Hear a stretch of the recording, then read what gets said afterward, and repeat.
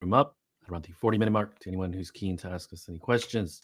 So please feel free to post them into X, LinkedIn, or YouTube, where we are streaming. In the next hour or so, my co-host Lei Xing and I will go over the week's most important and interesting news coming out of the global EV, AV, and mobility sectors. What Lei and I discuss today is based on our opinions and should not be taken as investment advice. For those that are new to the show, welcome. And to our loyal listeners, welcome back.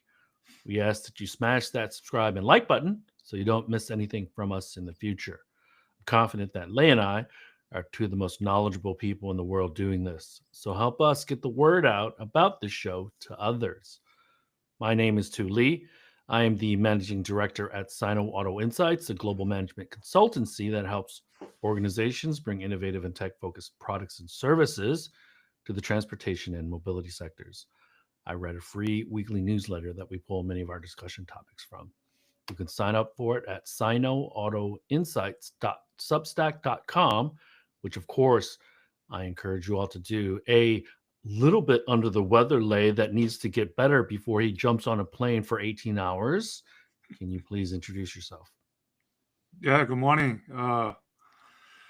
And showing some love to Porsche too. Yes. we'll, I did we'll this on get to purpose. Porsche in a minute, but this is your co-host Lei Xing, former chief editor of China Auto Review, and this is episode number 206. So let's recap at this moment the tariff situation. China has 125% tariffs on everything imported from the US. The US has the reciprocal 145% tariff Is it on 145? 145% Okay. on things imported from China into the US. The 25% autos and parts tariff is still in place. The 25% steel and aluminum is still in place. And there's been talks of the listing of Chinese public listed companies in the US. There's been talks of possibly getting rid of the tariffs on the import of China EVs, made in China EVs into Europe. And that's the latest. But it's been constantly changing the last week. Every day it seems to be the number gets a little bit higher. And then China came out today saying, we're done with playing this game. 125% looks like the final tariff that they'll have because China says it's becoming a joke. We're not going to increase anymore because it's economically meaningless if we do it. And whatever US decides to do, we're not going to budge. That's where we stand. And I just saw an interesting number. China imports about just under $20 billion of automotive components from the US. I just saw this number, so I thought that was interesting. So we kind of say that China, in terms of automotive EVs, is not really that much affected, but everyone in some way or form, as you know, is affected. Yeah, I just start off with those kind of numbers for reference. According to ChatGPT, the number one exporter for the United States is oil, seeds, and grains. Number two is mineral fuels and oils. And then third is electrical and electronic equipment. Now we're talking in 2024, there was about $144 billion worth of exports. So it sounds like the tariffs that the Chinese government has put on the United States commodities or products will hurt the heartland of America a little bit. And obviously the tariffs on Mexico and Canada are really creating a lot of uncertainty in my backyard, which is the state of Michigan and in the Midwest.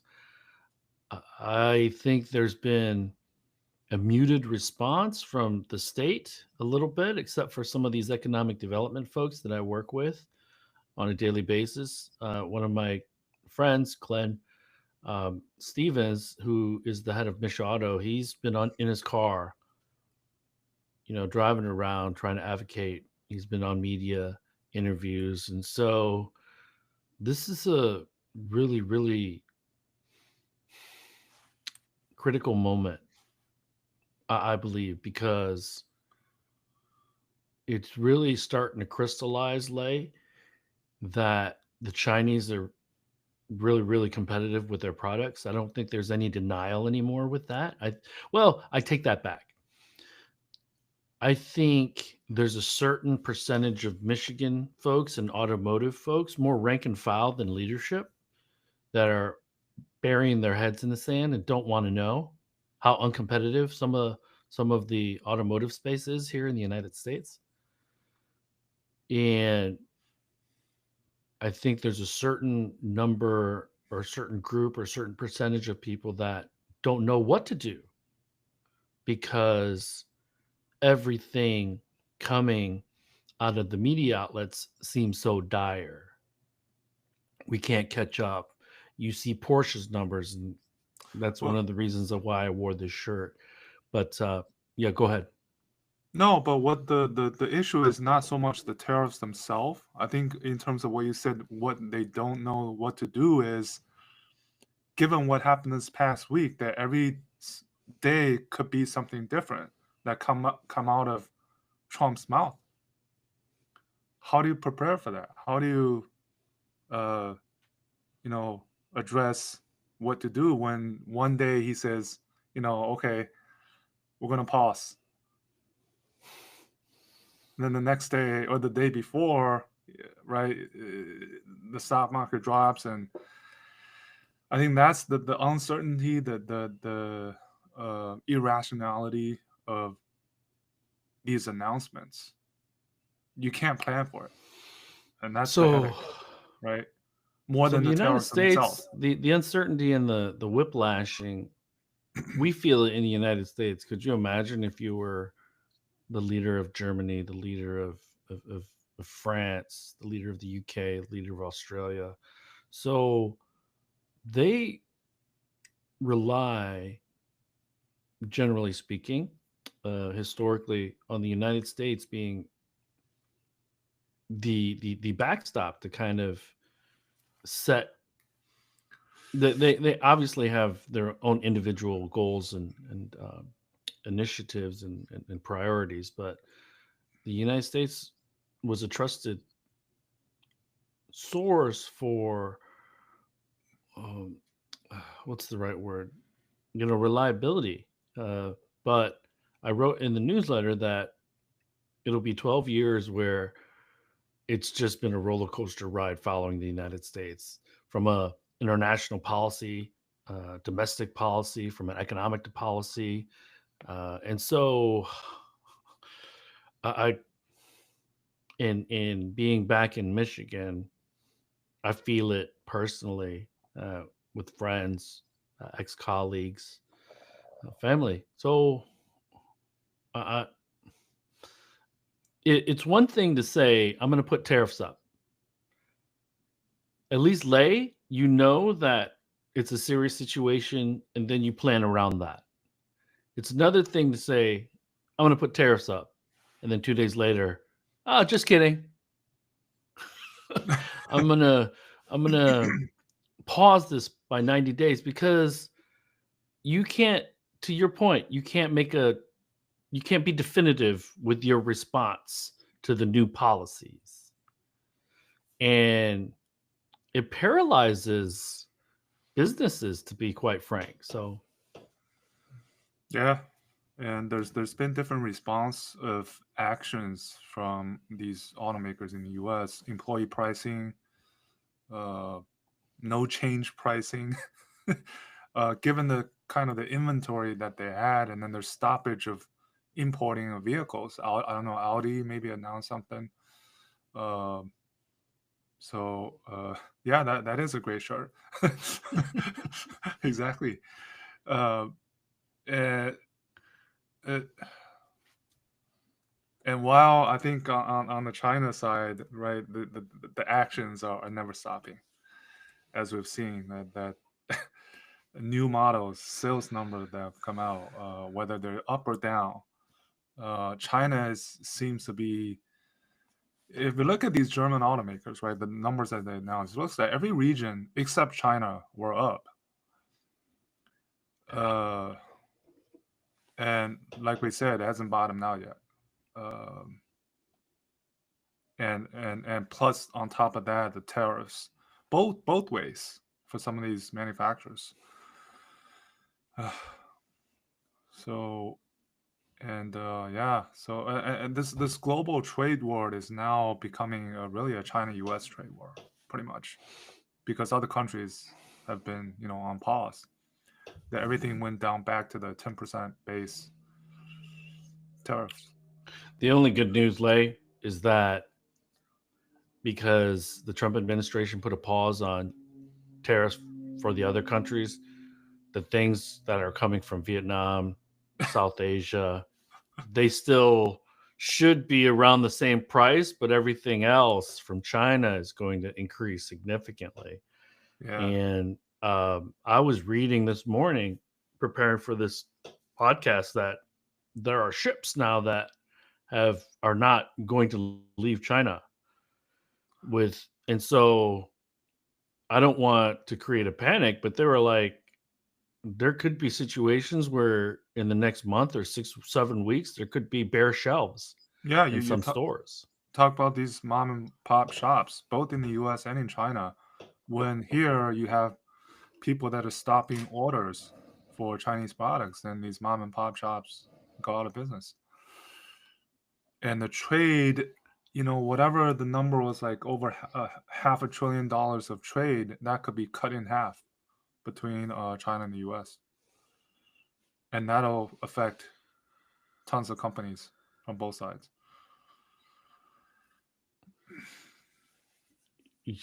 Yeah, Uh, I'm normally pretty. Uh, I think I'm able to kind of think through, try to play some 3D chess on some things, but I'm really at a loss now. Um, let's do this, Lay. Let's. You wanted to go over some more March numbers from the foreign automakers, so let's do that, and then we can move over to the EU.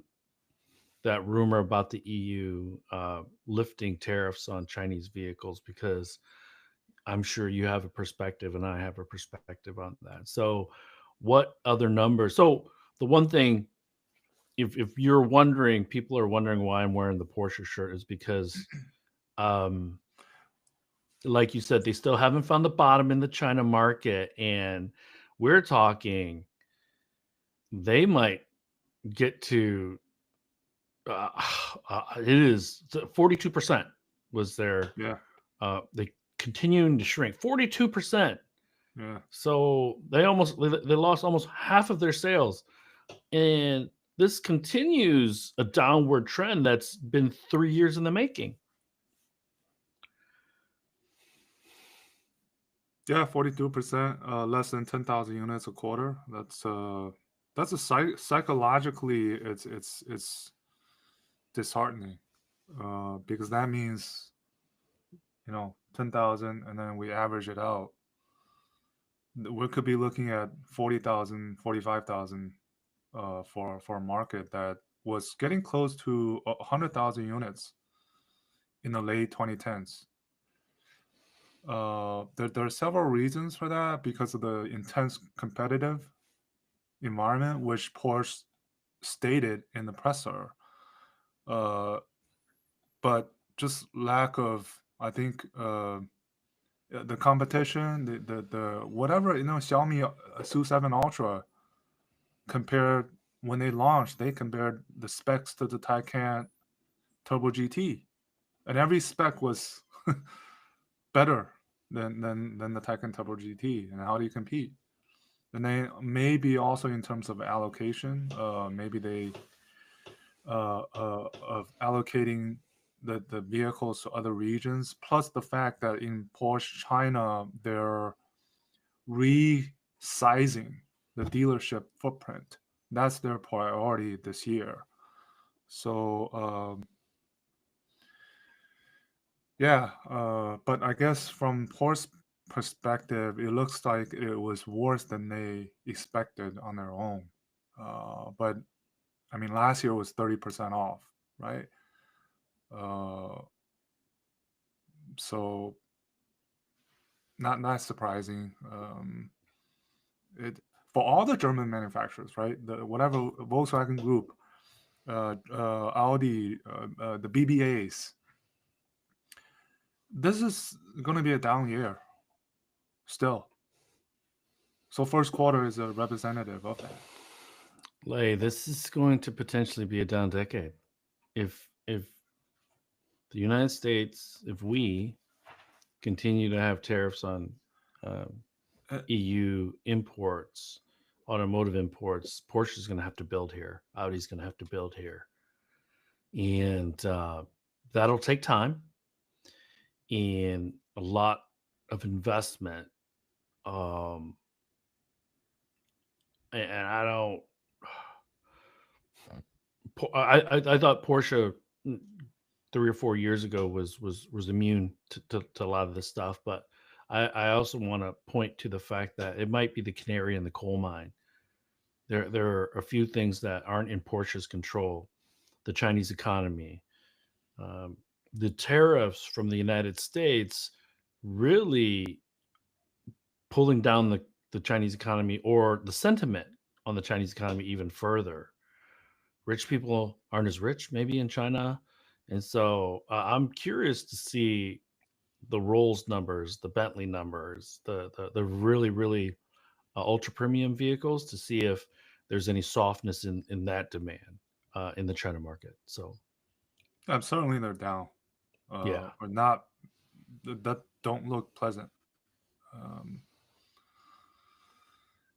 and yeah, I think BMW was down over 17%, Mercedes down 10%, Volkswagen Group was down 10%, I think.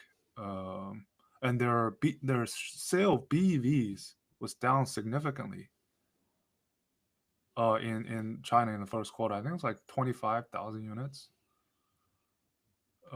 as a group. And while they're preparing their offensive, right, the next stage of offensive of these in China for China models coming up, which are slated for 2026 launch. So still a painful 2025 to get taken care of, and then we go from there. And really, it's a huge bet, uh, and I'm not sure. These in China for China, especially with this, they're also going to announce this the Horizon based kind of the NOA system for their new models, the level 2 plus plus. We'll see how that goes, how that compares with the rest of the competition. Yeah, and The increased anxiety from the Porsche team and the Porsche management was that prior to the Trump administration, they felt that the United States could be a bit of a pressure release valve for them because sales are increasing in the United States. But with the tariff situation and now the the tariffs making their cars more expensive, number one, but the tariffs creating sentiment for people like you and me having a lot less confidence in a growing economy in the United States that also is going to affect vehicle sales. So whereas they thought, okay, we can level off and try to find that bottom in the China market. That 42% would just blew my mind. Blew my mind.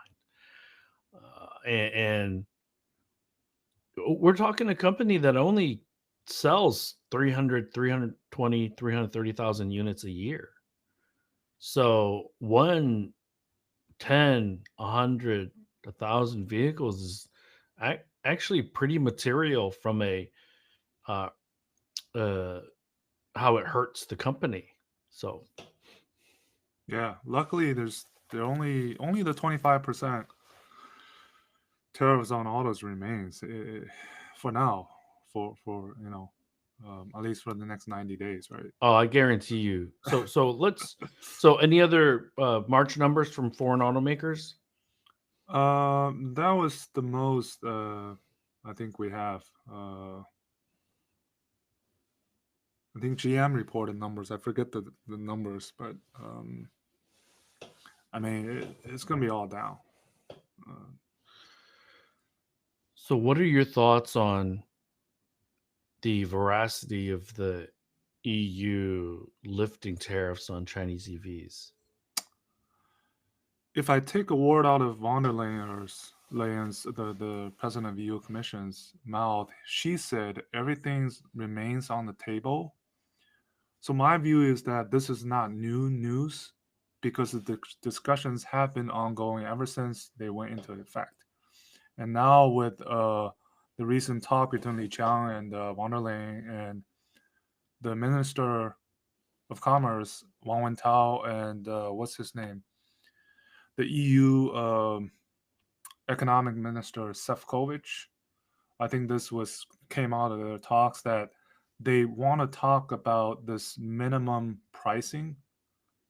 So I think to me, it's just continuation of talks that have been ongoing, uh, and everything remains on the table. But it'll be very hard for, I think, for the EU to walk back and say, given that they've done so much study into it and put that into place, unless really something that China compromises that will make them do it to eliminate these tariffs. Unless that happens, I think it's very hard to walk back from what's being in place. Let me also emphasize that the U.S. China trade war is also going to really hurt the Chinese economy at a moment of weakness already. So it's not just the United States that's going to suffer economically, and it becomes a stare down almost between the U.S. government and the Chinese government, who can endure the most pain, because there will be pain. And so if the EU lifts tariffs, then that to me indicates that von der Leyen has spoken with Ola, has spoken with Bluma, has Oh spoken yeah, with Zipsa. they've And had no, this but let me automotive finish. industry roundtable But let already. me finish. Yeah. Um, they went from we believe we can compete still to we're surrendering and we need China's cooperation, so we have to give them something substantial in order to do that. That's kind of how I look at it. They went from the automaker leadership in Germany and in Europe, generally speaking, was like, I'm still optimistic that we can find a bottom and that we can salvage the China market. And I think it feels like they've lost that optimism, and it's almost like if they are to pull the tariffs, which I don't think they will they reduce them? Perhaps. Will there be um there's going to be some requirements, I believe, local requirements to manufacture locally over a certain period of time, because I point back to Xpeng and GAC using um, Magnasteyr to ship kits to Austria. I don't think that's going to be enough for the EU to be like, yeah, if you guys all do that, we'll lift the tariffs. I think there needs to be substantial manufacturing being done on EU soil, uh, and an eventuality that X number of employees get hired or X number of vehicles are manufactured locally. So The European automakers, especially the Germans, they would be happy because they are against the tariffs.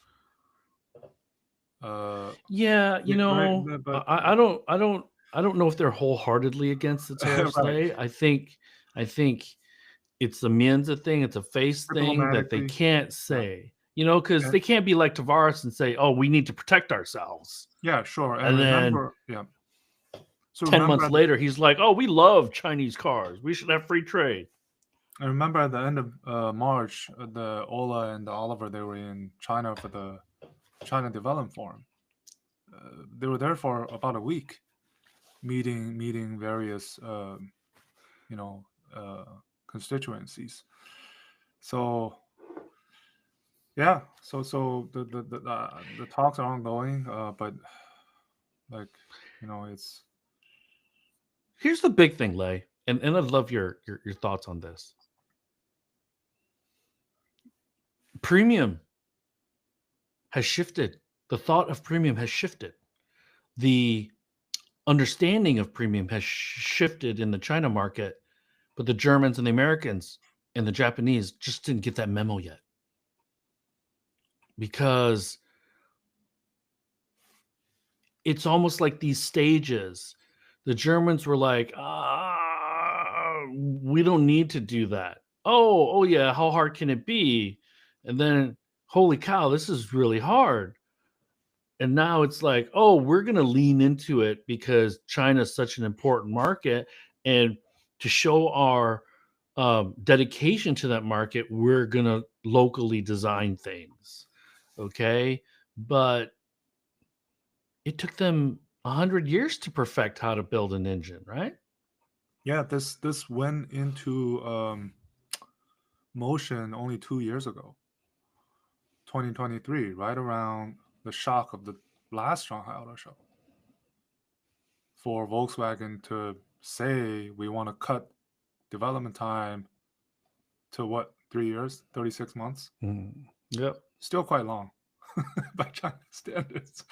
Uh, uh, and more increasingly, uh, what you do what the Chinese do, right? These whether it's the 4-letter Audi brand or the SSC Motor had an event 2 days ago. They had a gala night, and they said something I thought was interesting.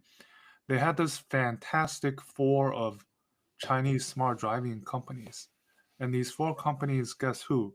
It's called the 地大华模, which means Horizon Robotics. Da is DJI, Hua is Huawei, Mo is Momenta. That SAIC Motor and their partners Audi and Volkswagen will be using one of these four to be able to compete. And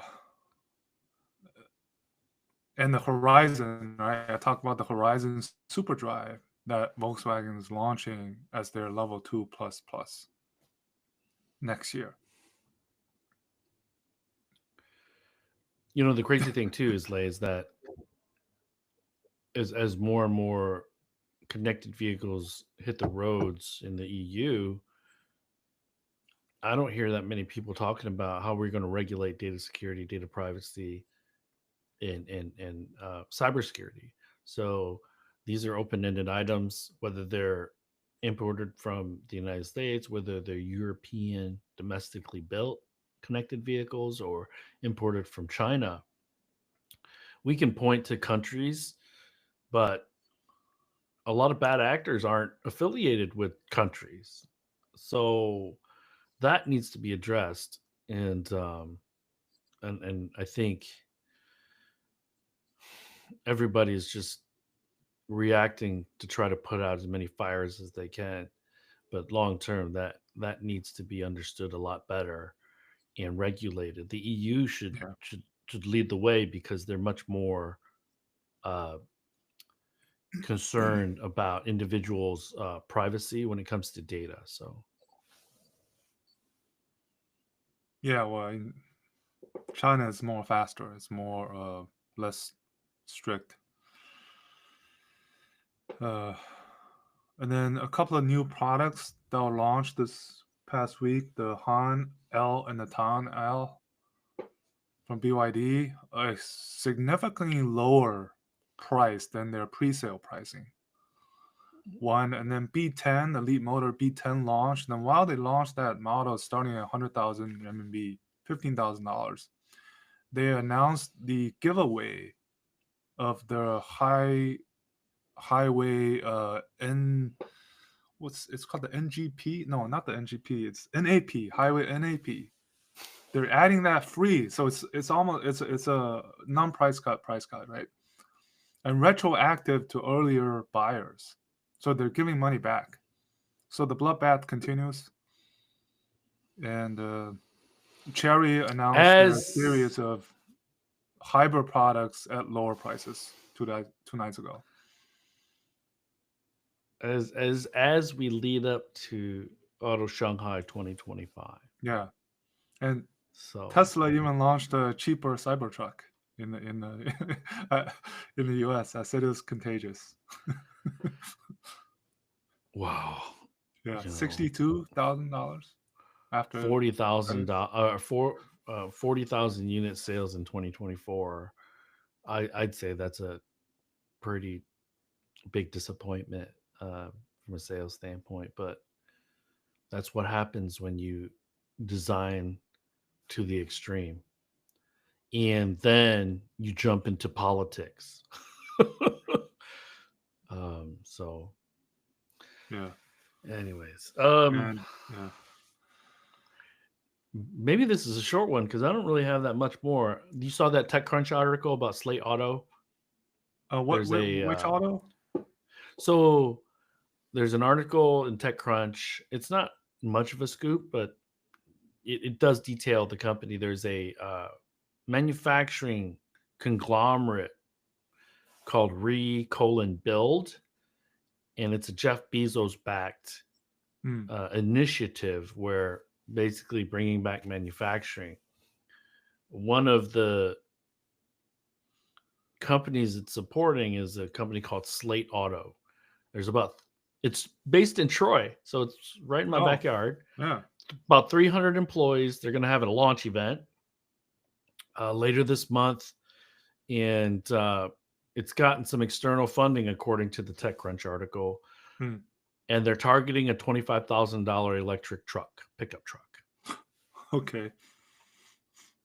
And so I Well, wrote a lot about it in this week's newsletter because I reminded everyone that the Ford F-150 Lightning was supposed to come out at $40,000. The Cybertruck was supposed to come out at $40,000. And so the idea that an American company right off the get can get to $25,000, especially in this environment where the tariffs are in place, yeah. impossible.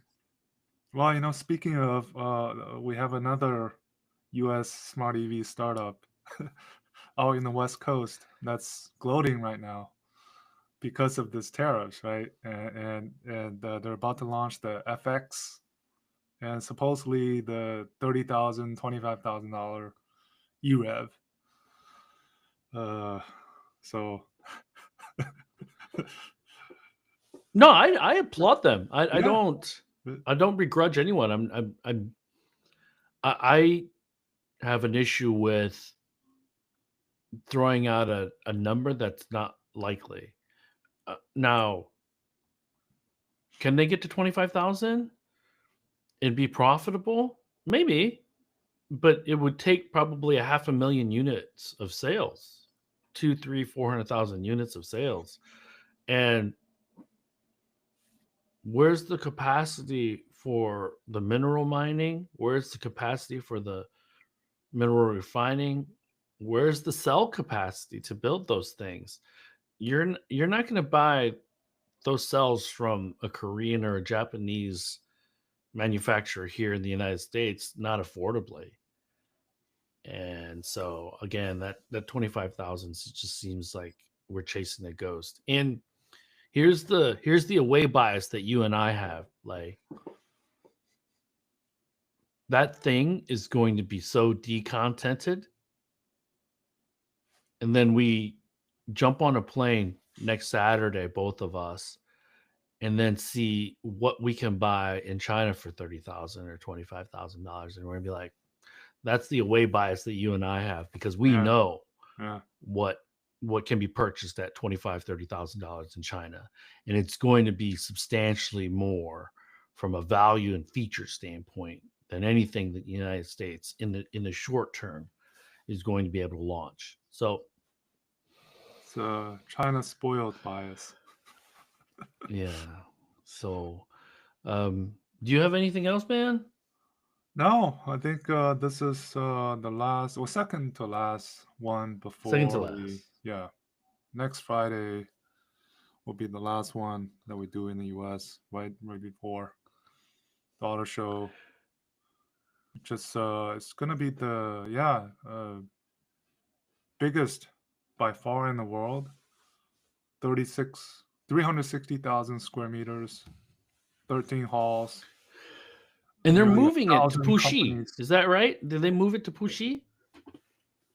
Well, it's always been there. The flower, the China Yeah, that's in Pudong, isn't it? Pushi. Oh, it's in Puxi. Okay. Yeah, it's in Pushi. So it's a maze. Every year we go there, it's a maze. Trying to figure out where to go. Uh, and then really, I think And if you're then gonna, yeah, I I will always remember, like, you and I kind of doing our thing, because I think you and I mean to like be together, but then we just kind of get lost. And then I will always remember being at the show in Shanghai last time, and then getting a bunch of WeChats. Hey man, are you at the Tesla booth? And I run over there, and then by the time I get over there, I was like two buildings over, two flower petals over, one flower petal over, yeah, yeah, and then by the time I get there, all the Baoan in the black shirts or black jackets are like surrounding the Tesla booth. So, and oh my goodness. and Lei Jun and his entourage is gonna be another spectacle, walking around. Oh, I hate that, but yeah, Goodness. yeah. So, let me take a look at comments or questions here real quick. So let's do this. We'll dive a little bit deeper next week into the Shanghai Auto Show. But while I'm reading some of these messages, Lei, what are your expectations for this year? Have you heard any rumors or anything? About the show. Yeah. Well, we've already seen Volkswagen announce a big the 7+1 kind of the lineup. Mostly the Volkswagen brand and the two Audi brands, right? The four rings Audi brand and the four letter Audi brand. They're all launching their new vehicles. Uh, so expect a lot of China tech collaboration from the foreign automakers again.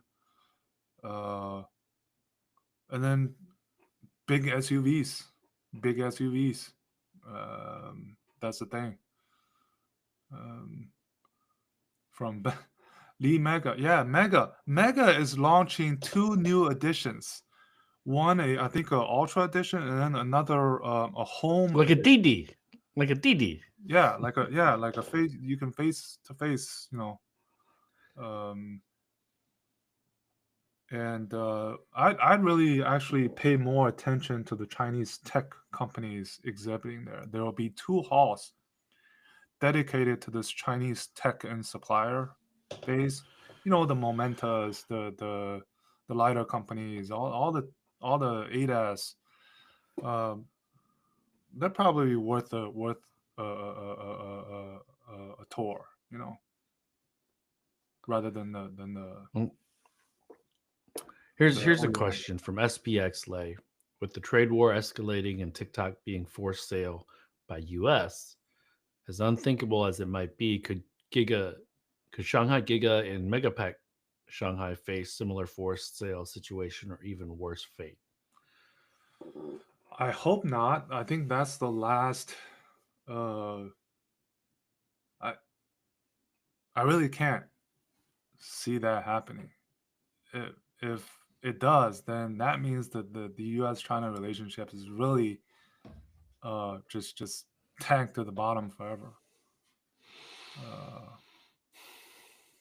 what do you think? I mean, that I don't see it either. yeah, Number one, Tesla employs a lot of people in Shanghai. Number two, Tesla still brings excitement to the space. The brand does.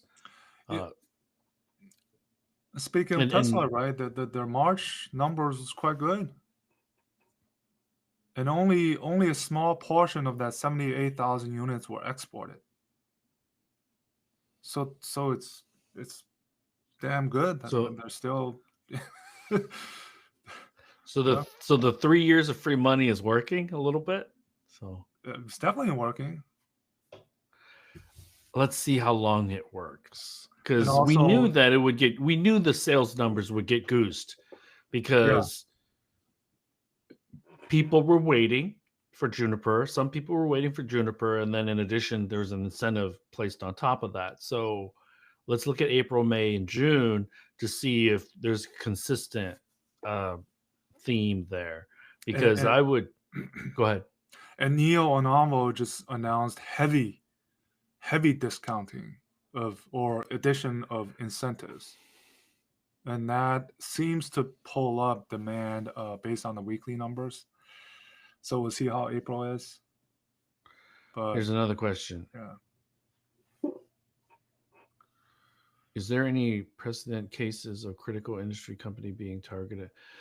So SPX, I look at it this way. Um, China wants to show the world that it's friendly to foreign companies. And so, to Lay's point, I think you're pointing to like nuclear options that I don't think are I don't think we're there yet. And I don't think we're going to be there for quite some time because, like I said, Tesla is actually, a lot of these like TikTok. How many employees do they have in the United States? They're all salespeople, effectively. It affects the influencers, but Trump doesn't really care about that. And so I don't know if I can think of any targeted company, a well, U.S. China company, is anyways. So what they're doing investigation into DuPont, I think, right? okay, DuPont. I mean, could that happen? Possibly. They can blacklist companies, which they announced several U.S. companies during this recent week. Uh, yeah, if you you're put right. if you put But Tesla in there, yeah, Tesla is that, not DuPont. DuPont is no, not but Tesla. So right. But if you were to put Tesla in there, then that means the relations is really, like I said, uh, gotten bad if we get to that point. so those are the only comments that I have. Conrad gives you kudos. You're right about the trade stuff earlier when you talked about it. So uh, I thought this was going to be a pretty early ending, but we've Yeah, been on for well, 45 it's minutes, only so 44 minutes, so it's earlier that's than still our. long. I thought it was going to be like 30 because I was like, but I don't know. So next week I will be in San Diego for 2 days. Qualcomm is having an event. They're trying to create demand for a autonomous vehicle chip, Well, and we talked about that they're moving so into this. They do the smart cockpit, but now they're providing the lead motor I think, as a matter of fact, the B10, their suite of the smart Was driving, unveiled. right? The chips. Yep. So kind of competing with the NVIDIA. So I don't know what to expect, but I'll check out, ask a bunch of questions, and then come home for 2 days, and then jump on a plane again for a long flight. But everyone, good morning, good afternoon, good evening. We will talk with you all. Thanks for joining us, and we will talk with you all next week. Thank you. Bye-bye.